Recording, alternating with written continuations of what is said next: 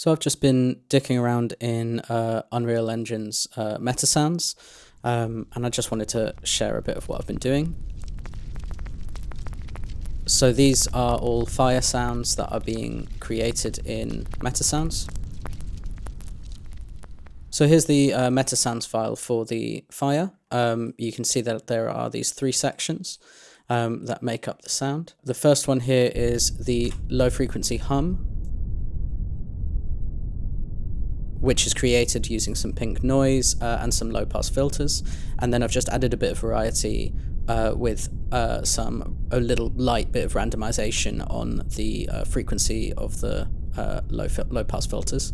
Moving down into the kind of ember crackle sound.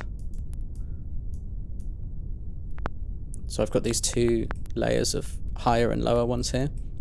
And again, I'm using a trigger repeat node that's playing things again and again. You see here at a very high interval.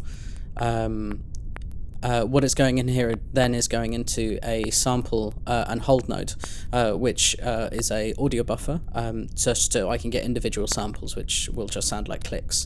I'm putting them out again with this trigger repeat node, but I'm gating that with a trigger filter node by a certain probability. And the reason for that is if I was doing it all straight, or if the probability were high, it's just crap. So so I'm leaving it low, so it still has that kind of like feeling of chaos to it.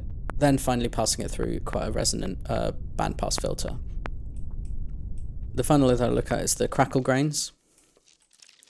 So this is actually based off using a sample, using a wave player.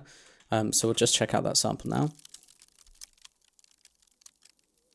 It's quite short and quite predictable. If you were to play that and loop that, you'd have to get a longer sample. So in order to get a bit more out of it, I've used these grain delay modules, which is granular synthesis. So it chops up the sound into lots of different sounds and applies different types of randomization to them in terms of the length of the little bits and the pitch of the little bits. And again, by gating probability, I can direct the different kind of sound that I'm getting out of it. What's really cool about using these input graphs and being able to visualize and edit them on the fly is you can really see how you could hook this up to some kind of gameplay element. So for instance, when it's low here, we get these very occasional crackles, and when it's high, it's constant. And you could definitely see where you could have a generic fire crackling sound for any kind of moment of fire.